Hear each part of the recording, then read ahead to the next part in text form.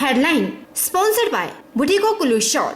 बुटीको कुल्लू शॉलों की दुनिया में अपनी अलग पहचान बनाने वाली एक सफल बुनकर सहकारी सभा।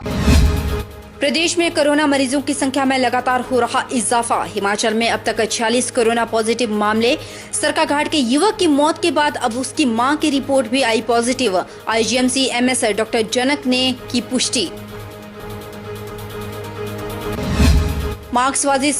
मार्क्सवादी सचिव ने लगाए आरोप। 2 दिनों में प्रदेश में 5 कोविड-19 पॉजिटिव मरीज। कोविड-19 को लेकर की गई तैयारियों पर भी उठाए प्रश्न। कहा, मृतक के दाह संस्कार को लेकर जारी दिशा निर्देशों की अवहेलना क्यों की। हिमाचल की सीमा में बिना पास के प्रवेश करने पर रिटायर्ड डीजीपी को भेजा वापस पंजाब। स्वास्थ्य जांच और गाड़ियों की एंट्री के लिए रोका। मोहाली पंजाब से हिमाचल आने की कर रहे थे डीजीपी कोशिश।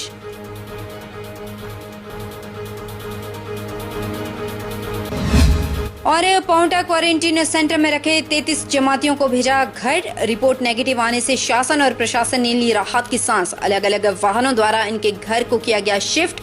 बेहतरीन खातिरदारी के लिए जमातियों ने स्थानीय प्रशासन का किया धन्यवाद।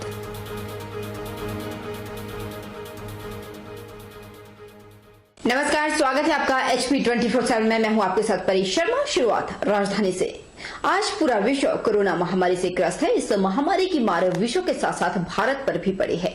भारत के प्रधानमंत्री नरेंद्र मोदी के आह्वान पर लॉकडाउन 3.0 के तहत सभी कॉलेज, स्कूल और महाविद्यालय बंद है, जिसका सीधा नुकसान बच्चों की पढ़ाई पर हो रहा है।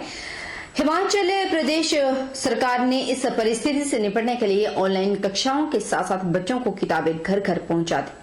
हिमाचल प्रदेश के इस कदम की प्रशंसा मानव संसाधन विकास मंत्री ने भी की। हिमाचल प्रदेश विद्यार्थियों को घर घर किताबें पहुंचाने वाला पहला राज्य बना है। इस उपलब्धि के लिए हिमाचल प्रदेश स्कूल शिक्षा बोर्ड को बधाई। शिक्षा का नुकसान जो है उसकी भरपाई की जा सके, हिमाचल प्रदेश शिक्षा विभाग द्वारा 16 अप्रैल से जो है वो ऑनलाइन पढ़ाई कराई जा रही है। इसी कड़ी में एक सबसे प्रमुख बात जिसकी ओर मैं सारे अभिभावकों का और बच्चों का ध्यान दिलाना चाहता हूं कि हिमाचल प्रदेश शिक्षा बोर्ड सारे हिंदुस्तान में पहला ऐसा बोर्ड है जिसने नई किताबें एक एक बच्चे के हाथ में पहुंचा दी हैं। केंद्रीय मानव संसाधन विकास मंत्री डॉक्टर रमेश पोखरियाल निशंक ने भी हिमाचल प्रदेश के इस प्रयास की भूरी भूरी प्रशंसा की है। हिमाचल प्रदेश में कोरोना मरीजों की संख्या लगातार बढ़ती जा रही है। गुरुवार को एक और कोरोना पॉजिटिव मामला सामने आया। आईजीएमसी शिमला में कोरोना संक्रमित सरकाघाट के युवक की मौत के बाद अब उसकी मां की रिपोर्ट भी पॉजिटिव आई है। अस्पताल के एमएस डॉक्टर जनक ने इस बात की पुष्टि की है। 48 साल की इस महिला को आइसोलेशन वार्ड में दाखिल किया गया, जहां पर ये चिकित्सकों की निगरानी में है। इससे पहले बुधवार को प्रदेश में कोरोना के 3 नए मामले सामने आए। इनमें से एक कांगड़ा जिला का रहने वाला है, जबकि 2 लोग चंबा के रहने वाले हैं। इसके साथ ही हिमाचल में अब तक 46 कोरोना पॉजिटिव मामले आ चुके हैं। हिमाचल प्रदेश में अब तक कोरोना से 2 लोगों की मौत हो चुकी है। प्रदेश में अब तक 16,936 लोगों को निगरानी में रखा गया। इनमें से 6,912 लोगों ने 28 दिन की जरूरी निगरानी अवधि को पूरा कर लिया और सभी स्वस्थ है। राज्य में अब तक 8,492 लोगों की कोरोना को लेकर जांच की गई। 34 लोग स्वस्थ होकर घर चले गए। 4 लोग हिमाचल बाहर चले गए। कल लगभग 90 के करीब सैंपल थे। कुछ बिलासपुर जिले से थे और कुछ शिमला जिले से थे। सभी सैंपल की रिपोर्ट आ चुकी है और मात्र एक सैंपल जो प्रीवियस पेशेंट की जो मदर थी उनके अंदर वायरस पाए जाने की पुष्टि हुई। देखिए, ऐसा पहले हम बताना चाहेंगे सबसे पहले कि कोरोना पॉजिटिव अगर कोई व्यक्ति आता है तो उसका नोटिफिकेशन करना ये हमारी ड्यूटी बाउंड है, ये हम इसके लिए बाध्य हैं। ऐसा नहीं है कि कोई अगर मरीज पॉजिटिव आएगा तो हम छुपा लेंगे या किसी को बताएंगे नहीं। तो कृपया करके ऐसा नहीं है।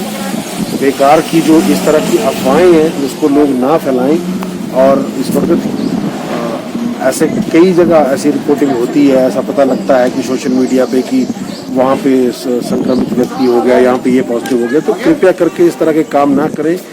भारत की कम्युनिस्ट पार्टी प्रदेश में कोविड-19 के मरीजों की संख्या में हो रही वृद्धि पर गंभीर चिंता व्यक्त करती है। इससे एक युवक की मृत्यु पर गहरा शोक व्यक्त किया। पिछले 2 दिनों में प्रदेश में 5 कोविड-19 पॉजिटिव मामले पाए गए हैं। यह सभी वर्तमान में किसी भी अन्य स्थान से अपने घर आए थे। ऐसा प्रतीत होता है कि सरकार न तो कोविड-19 से प्रभावित लोगों की चिंता के लिए उचित इलाज के लिए तैयार है और न ही संभावित लोगों के उचित मात्रा में समय रहते टेस्ट कर पा रही। इससे सरकार की कोविड-19 को लेकर की गई तैयारियों पर भी प्रश्न चिन्ह लगता है। शिमला में सरकाघाट के युवक की कोविड-19 से हुई मृत्यु के बाद उसके देह संस्कार को लेकर प्रशासन द्वारा लापरवाही भी की गई है। लापरवाही से भी कोविड-19 को लेकर सरकार की तैयारियों पर और कार्य प्रणाली पर सवालिया निशान लगता है। इस मामले में यह जांच का विषय है कि किस जल्दबाजी में युवक का दाह संस्कार किया गया। सरकार और प्रशासन ने WHO और केंद्र सरकार के द्वारा कोविड-19 से मृतक के दाह संस्कार को लेकर दिशा निर्देश जो जारी किए थे उसकी अवहेलना क्यों की गई, इसे एकदम अफरा तफरी में क्यों किया गया। ये जो 5 केस पिछले 2 दिनों में आए हैं उससे स्पष्ट रूप से ये हो जाता है ये बाहर से जो है अपने घरों में आए थे और इनके जो है वो जब लक्षण दिखाई दिए हैं तब उसके बावजूद जो है वो टेस्ट किए गए हैं तब ये पॉजिटिव आए हैं। तो प्रदेश की सरकार को जिस प्रकार से टेस्टिंग की जानी चाहिए थी और ये जो बाहर से जो लोग आए हैं प्रदेश के अंदर इनको क्वारंटाइन किया जाना चाहिए था। आज इस प्रकार की सुविधा जो है प्रदेश सरकार के पास नहीं है कि इनको जो है उचित तरीके से जो है क्वारंटाइन किया जाए, जिससे जो है ये पिछले कुछ दिनों में जो है ये कोविड-19 के पॉजिटिव केसेस की संख्या जो है बढ़ी है। और इसके साथ साथ जिस प्रकार से ये जो 2 दिन पूर्व युवक की मृत्यु कोविड-19 से हुई है और शिमला के अंदर प्रशासन के द्वारा जिस अफरा तफरी और जल्दबाजी में उसका दाह संस्कार किया गया है उसमें ना तो WHO और केंद्र सरकार के जो दाह संस्कार को लेकर दिशा निर्देश है, जो प्रोटोकॉल है उसको फॉलो किया गया। हमारी पार्टी मांग करती है प्रदेश की सरकार से जो भी लोग इसके लिए दोषी हैं, जिन्होंने भी इसमें कोताही बरती है उसकी जांच की जानी चाहिए। वहीं हिमाचल प्रदेश के एंटर द्वार यानी कि प्रवेश द्वार पर स्वारघाट के नजदीक हिमाचल सीमा में रिटायर्ड DGP पंजाब सुमेर सिंह और अन्य 2 लोगों को हिमाचल प्रदेश के लिए अनुमति नहीं दी गई। हुआ यूं कि चंडीगढ़ नंबर की गाड़ी PB1 BW 0824 में सवार होकर पंजाब के रिटायर्ड DGP सुमेर सिंह और उसके साथ 2 अन्य व्यक्ति स्वारघाट के नजदीक बने हिमाचल बैरियर के पास हिमाचल प्रदेश में एंटर करने के लिए आज पहुंचे, जहां पर उन्हें परमिशन को लेकर रोका गया। बताते चले कि स्वारघाट के पास लगे बैरियर पर बाहरी राज्यों से आने जाने वाले लोगों को वहां पर स्वास्थ्य जांच और गाड़ियों की एंट्री के लिए रोका जाता है, लेकिन उनके पास हिमाचल प्रदेश के लिए आने का कोई भी पास नहीं था।